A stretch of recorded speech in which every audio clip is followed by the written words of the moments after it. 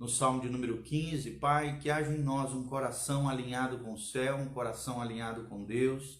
Que o Senhor abençoe cada vida, cada coração que há de nos escutar nessa manhã. Sejam agraciados, abençoados, livres, libertos, curados pelo poder de Deus. Que a graça do Senhor os alcance em nome de Jesus. Amém e amém. Então, meu irmão, minha irmã, você que está me assistindo agora, eu tenho uma palavra de Deus para o seu coração. E desde já quero fazer um anúncio aqui. Entre no nosso site pastorgiovanni.com, que é um site que visa edificar e abençoar a sua vida. Nós também temos um canal no YouTube, youtube.com/prgiovanni. O canal do Pastor Giovanni no YouTube é PR Giovanni, o nosso canal, e o nosso Instagram é PRGIO, de Pastor Gil, né? Giovanni abreviado, Gil. Nós estamos ali para servir os irmãos, para estarmos juntos, aprendendo sobre a palavra de Deus. Nós temos cursos valiosos, maravilhosos, que nós já colocamos 4 cursos online para abençoar a sua vida, o seu coração, a sua casa, a sua família, você crescer, florescer no Senhor, amadurecer nas coisas concernentes à fé, à Bíblia, à teologia. Então, se você quiser aprender mais de Deus, entre lá no nosso site, pastorgiovanni.com.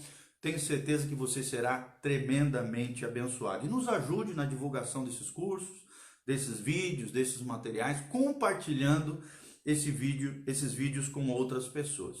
Hoje, a palavra de Deus para nós é o Salmo de número 15. Nós estamos numa série de vídeos chamado Lições dos Salmos. Lições dos Salmos, e nós estamos falando sobre cada um dos salmos. Hoje, o Salmo de número 15. O nosso tema hoje é Cidadãos dos Céus. Cidadãos dos céus. Quem são os cidadãos dos céus? Quem são aqueles que atraem a presença de Deus sobre as suas vidas? Quem são aqueles que um dia serão arrebatados com Jesus e levados com ele à sua glória eterna, a Nova Jerusalém, a cidade celestial? Quem são essas pessoas? Qual é o perfil dos moradores do céu? É o que nós vamos falar hoje, baseados no Salmo de número 15. Olha o que diz a Bíblia Sagrada. Ele começa com 2 perguntas. Quem, Senhor, habitará no teu tabernáculo? Quem há de morar no teu santo monte? São 2 perguntas que o salmista Davi faz diante do Senhor. Ou seja, que tipo de pessoa vai para o céu? Que tipo de pessoa atrai a presença gloriosa de Deus? E a resposta é o que vive com integridade, aquele que pratica a justiça e de coração fala a verdade, o que não difama com a sua língua, não faz mal ao próximo, nem lança injúria contra o seu vizinho, o que a seus olhos tem por desprezível ao réprobo aqui é o rebelde, né? o que quebra a lei de Deus, mas honra os que temem ao Senhor, o que jura com dano próprio e não se retrata, seja uma pessoa de palavra, uma pessoa honesta, e aquele que não empresta o seu dinheiro com usura, nem aceita suborno contra o inocente. Quem deste modo procede, age, né, tem esses comportamentos, não será jamais abalado. Então a pergunta para mim e para você hoje é: quem são os inabaláveis de Deus? Quem são os moradores dos céus? Essa é a nossa mensagem do dia de hoje, e eu gostaria de tirar algumas lições valiosas, né? 2 principais com relação a esse lindo salmo, o Salmo de número 15. Em primeiro lugar, algo que nós aprendemos nesse salmo é que Deus deseja habitar entre o seu povo. É o que nós vemos claramente no versículo 1. Apesar de ser uma pergunta, um questionamento diante de Deus, nós vemos o desejo de Deus de querer habitar entre o seu povo. Do começo, lá desde o Gênesis, quando Deus caminhava com Adão no jardim do Éden e com Eva, e todos os dias aparecia, mostrava a sua glória, queria ter intimidade ali com os nossos primeiros pais, os nossos representantes, os nossos primeiros pais, né, os pais da humanidade, Adão e Eva, querendo, desejando ter uma relação íntima, pessoal, um Deus pessoal se mostrando desde o Gênesis, como também o mesmo Deus que quer habitar no meio do seu povo. Nós vemos lá no final do Apocalipse, quando a Bíblia Sagrada diz que Deus, o próprio Deus, habitará no meio do seu povo, quando desce a Nova Jerusalém, quando é revelado ao apóstolo João como é que será esse lugar tremendo, esse reino eterno de Deus que há de descer dos céus sobre a terra. Como é que vai ser esse lugar? Apocalipse fala que Deus habitará no meio do seu povo. Então, primeira lição que nós aprendemos: Deus deseja habitar entre o seu povo. É o que nós vemos claramente no versículo 1. Aqui a palavra é tabernáculo, ou seja, o tabernáculo era a tenda sagrada de Jeová, era a tenda sagrada do Senhor.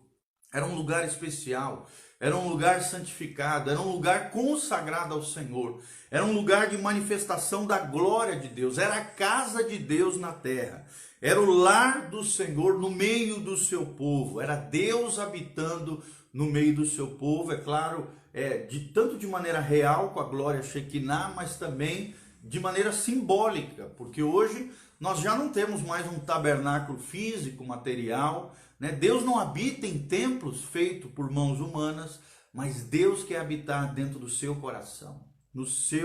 O nosso corpo é um tabernáculo do Deus vivo. A Paulo fala isso lá em Coríntios, 1 Coríntios, capítulo 3, a Bíblia diz: acaso não sabeis que vós sois santuário do Deus vivo e que Deus habita no meio de vós?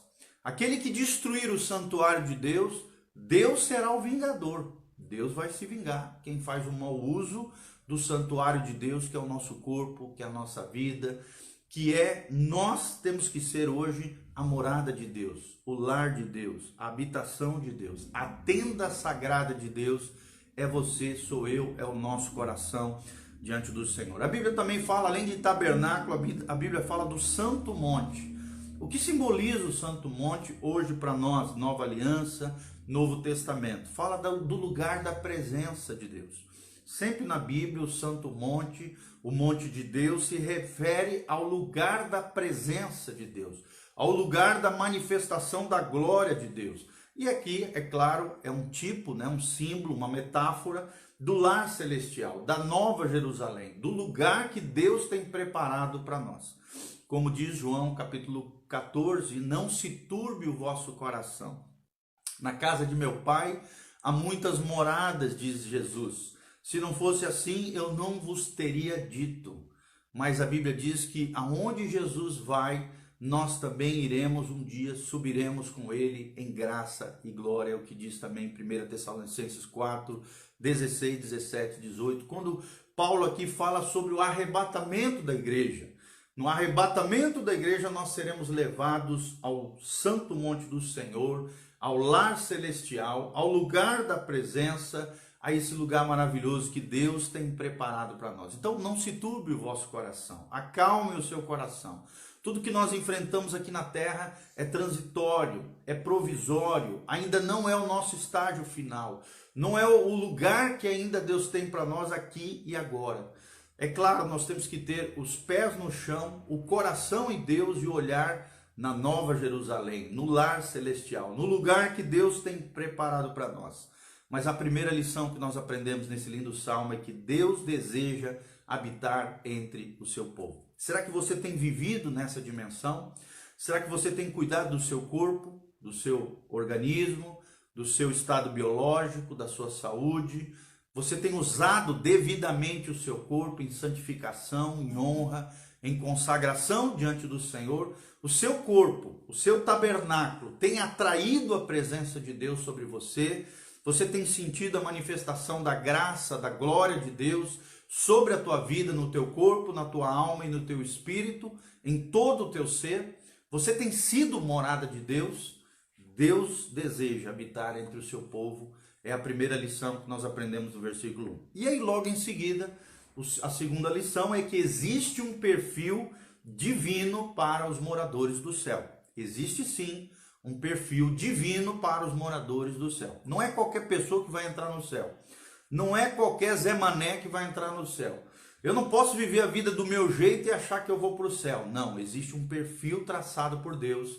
Existem critérios, características, virtudes, qualidades daqueles que hão de encontrar com Jesus na glória, com aqueles que serão arrebatados no dia do rapto, da translação ou arrebatamento da igreja na volta gloriosa do nosso Jesus. Mas qual é o perfil divino para os moradores do céu? É a pergunta que surge, e a primeira resposta que nós vemos no texto sagrado, do versículo 2 até o final, é aqueles que vivem em integridade. Viver em integridade. A palavra aqui é tamim, que significa alguém completo. Completo como? Completo em Deus. Hoje nós vemos muitas pessoas incompletas, insatisfeitas, inconstantes, porque não tem Deus completando o seu coração, a sua alma e a sua vida. Integridade fala de alguém total, de alguém inteiro, de alguém que não é cheio de buraquinho na sua alma, buraquinho na sua vida.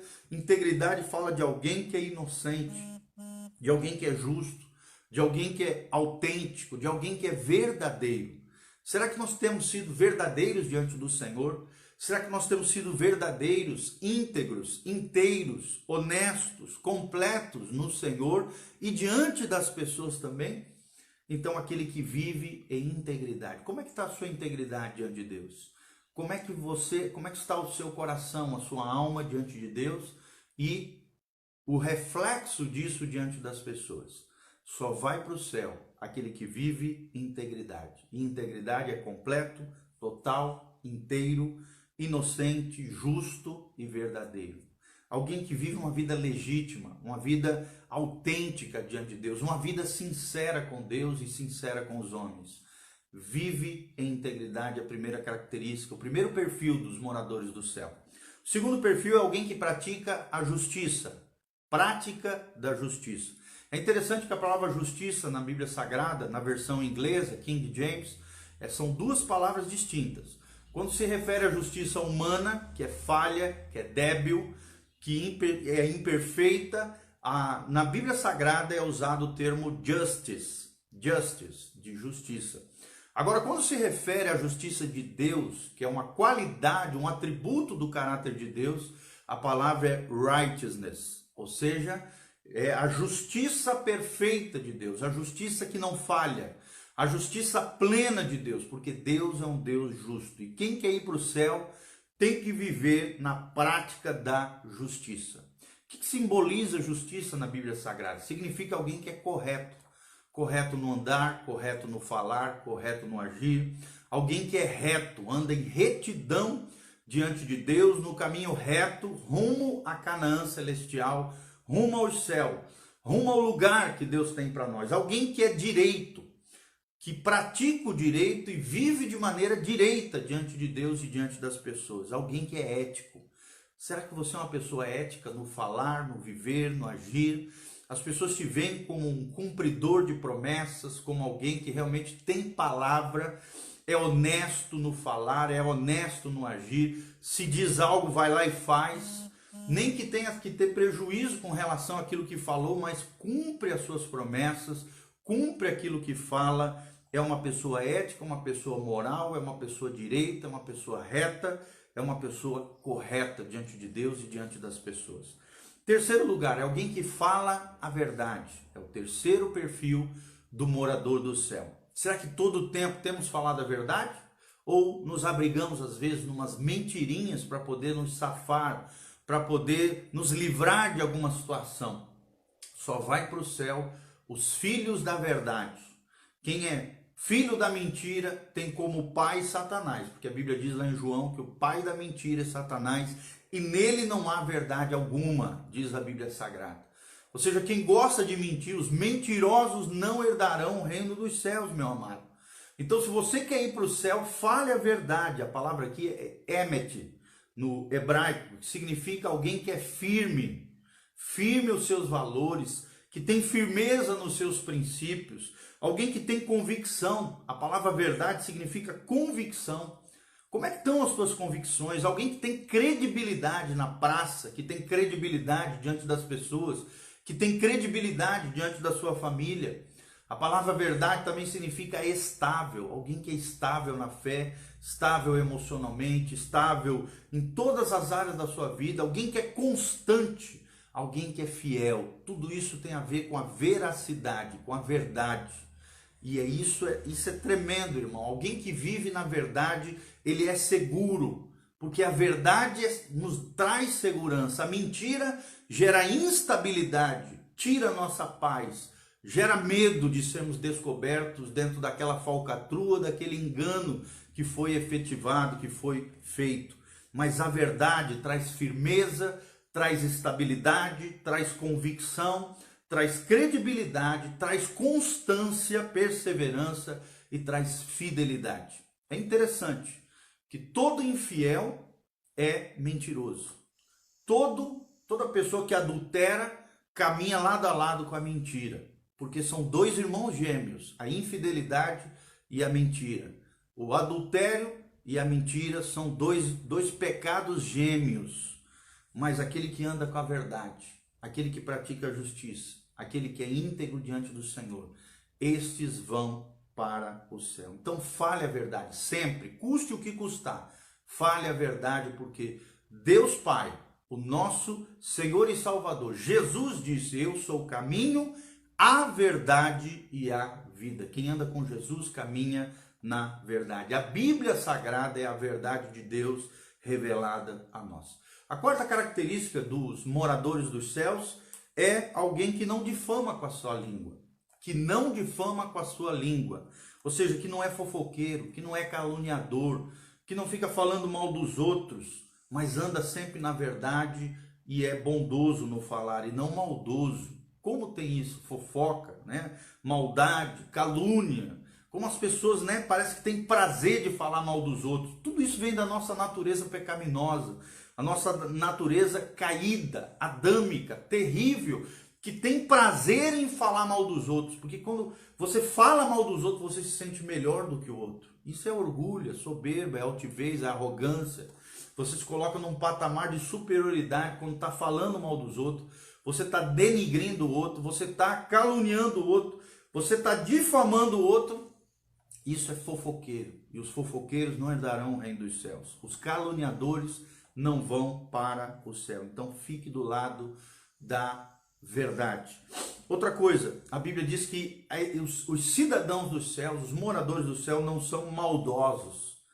Maldosos, nós não podemos ser maldosos, não podemos ser malignos, não podemos comemorar quando o outro vai mal, quando as coisas vão ruins com o outro, não podemos ser injustos com as pessoas, não podemos ser desagradáveis se queremos ir para o céu, precisamos ser graciosos, não podemos também promover dor e sofrimento no alheio, no meu próximo, nos outros, não podemos, porque isso é maldade, isso é malignidade. E quem é o pai da malignidade e da maldade? É Satanás.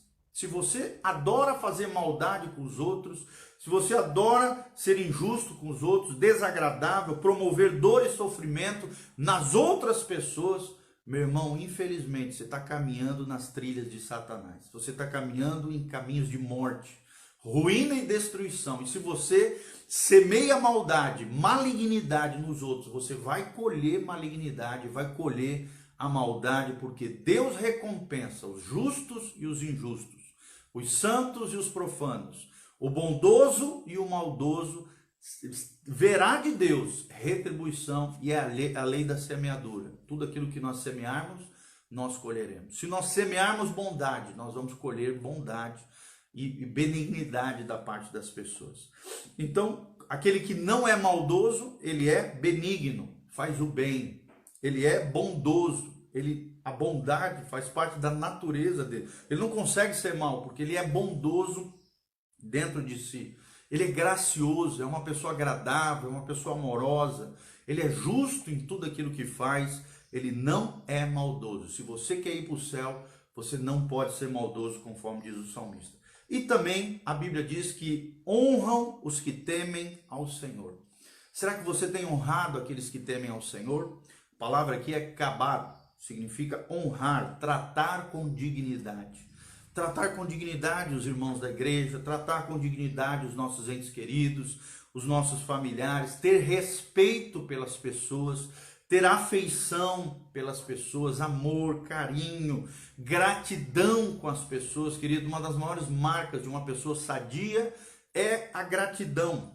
É alguém que respeita o outro, é alguém que reconhece o outro, é o conceito de alteridade, o reconhecimento do valor do outro, da dignidade do outro. Todo ser humano, ele tem a dignidade, o respeito, ele merece respeito e dignidade porque ele é digno dentro do seu próprio ser. É algo intrínseco ao ser humano tratar o outro com dignidade, com respeito, com gratidão. É alguém que cuida dos outros, é alguém que zela pelas pessoas, é alguém que é sensível por aquele que está sofrendo, por aquele que está padecendo, é alguém que honra aqueles que temem ao Senhor. E é interessante que todo ser humano, querido, foi criado à imagem e semelhança de Deus. Se você prejudicar um outro ser humano, você está prejudicando a imagem e semelhança de Deus, você vai se ver com o Criador.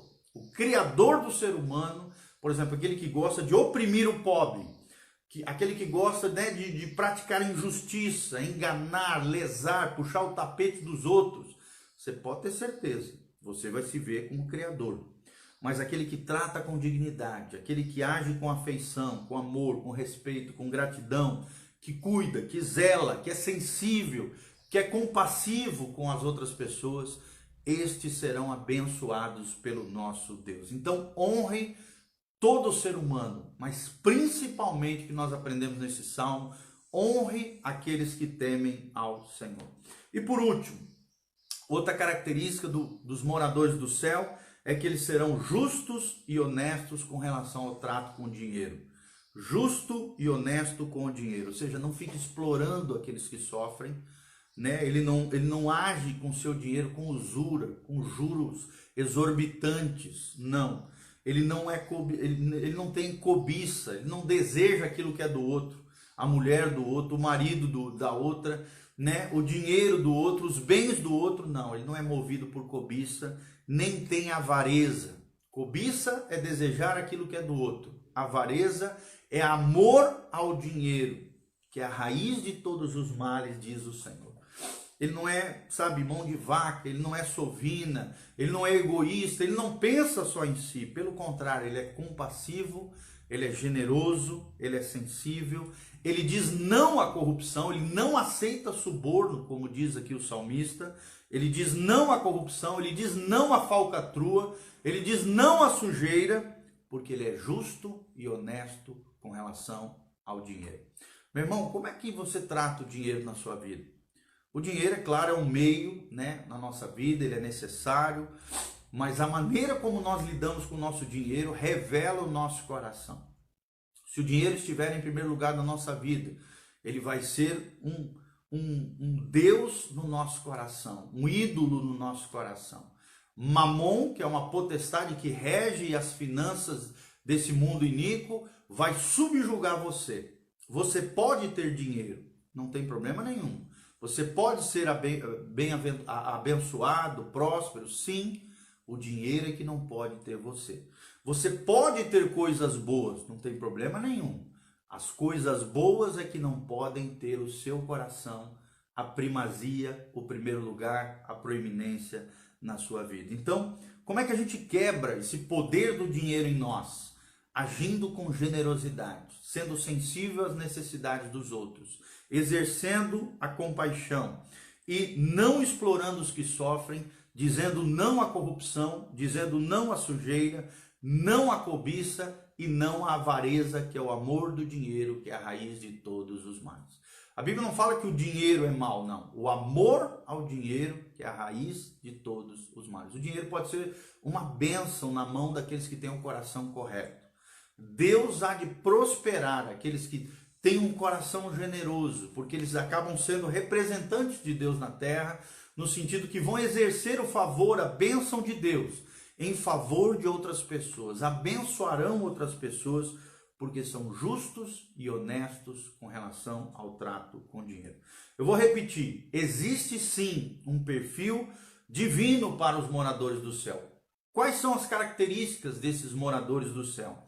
Primeiro, vivem em integridade. Segundo, praticam a justiça. Terceiro, falam sempre a verdade, custe o que custar. Quarto, não difamam com a sua língua. Quinto, não são maldosos, mas são benignos e bondosos. Sexto, honram aqueles que temem ao Senhor e não participam das coisas erradas daqueles que ferem a lei de Deus. Esses não lhes atrai. Esses não, eles não querem ter parte com aqueles que praticam o mal. E por último, são justos e honestos com relação ao dinheiro. Será que Deus falou contigo nessa manhã, nesse dia? Queridos, a Bíblia termina dizendo: os que tais coisas praticam, estes são inabaláveis diante de Deus. Se você quer viver uma vida inabalável, se você quer estar sobre a rocha eterna, que é Jesus Cristo, se um dia você quer estar lá nas moradas eternas, no lar celestial, nós precisamos viver no perfil do céu, no perfil dos moradores do céu, no perfil dos cidadãos dos céus. Lembre-se, eu quero terminar com isso. O nosso procedimento revela o nosso caráter e o nosso coração. Vou repetir: o nosso procedimento, a maneira como agimos, a maneira como nos comportamos, revela o nosso caráter e o nosso coração. Caráter aqui no sentido de qualidades, virtudes ou a falta delas, o mau caráter, a falha de caráter, e o nosso coração. Como é que está o teu coração diante de Deus? Lembre-se, os nossos pensamentos geram os nossos comportamentos. Os nossos comportamentos revelam os nossos hábitos. E os nossos hábitos revelam o nosso caráter. E o nosso caráter define o nosso destino. Eu vou repetir: os nossos pensamentos se transformam nos nossos comportamentos. Os nossos comportamentos revelam quais são os nossos hábitos diários. Os nossos hábitos revelam o nosso caráter, a nossa essência, a nossa natureza. E o nosso caráter define qual é o nosso destino. E a Bíblia Sagrada diz que só existe 2 destinos eternos: céus, o lar celestial que nós mencionamos hoje, do Salmo 15, ou o inferno, o lugar de condenação para aqueles que não se arrependerem e viverem uma vida longe dos caminhos de Deus, longe das características bíblicas daquilo que nós devemos ser diante do Senhor e diante das pessoas. Então, tema o inferno, tema ir para aquele lugar, ame a Deus, tenha temor de Deus, tenha medo de pecar, tenha desejo de viver uma vida santa, consagrada, honesta, sincera, justa e reta diante de Deus. É o que Deus tem para nós em nome de Jesus. As nossas 2 grandes lições hoje: Deus deseja habitar entre o seu povo. E a segunda grande lição que nós aprendemos hoje: existe um perfil divino para os moradores do céu. Não sei você, querido, aqui estão minhas anotaçõezinhas, que eu faço diariamente diante do Senhor. Não sei você, querido, mas eu quero ir para o céu. Então, se você quer ir para o céu comigo, lembre-se, existe um perfil, existem critérios. E não é Deus que tem que se moldar a nossa imagem do nosso jeito, não. É nós que temos que adquirir o perfil, as características, as virtudes e as qualidades de cidadãos dos céus. Eu desejo para o céu. Você também?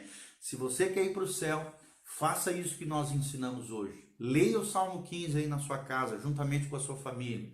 Tenho certeza que você será tremendamente abençoado e Deus falará profundamente ao seu coração. Sejamos inabaláveis diante de Deus e diante dos homens, obedecendo a sua palavra. Feche seus olhinhos, vamos orar diante do Senhor. Pai, nós estamos aqui diante da tua maravilhosa palavra, que é o Salmo de número 15. É um salmo que eu gosto tanto, Senhor, porque nos ensina qual é o perfil dos moradores do céu. Pai, eu quero ir para o céu. Aqueles que estão me ouvindo, ó Deus, promove um desejo, uma fome, uma sede por conhecer mais a Deus, por desejar mais do Senhor, por verem a tua glória e a manifestação da tua graça sobre eles. Aqueles que não te conhecem, ó Deus, que tenham uma nova experiência, a experiência do novo nascimento, que abram o seu coração para Jesus de Nazaré, que tenham a sua vida transformada, restaurada, realinhada com os céus, Pai, para que possam viver o estilo de vida de Jesus, o estilo de vida celestial, a vida que o Senhor projetou para nós aqui nessa terra. Pai, nós queremos essa vida plena, essa vida abundante, essa vida vivida no máximo do nosso potencial.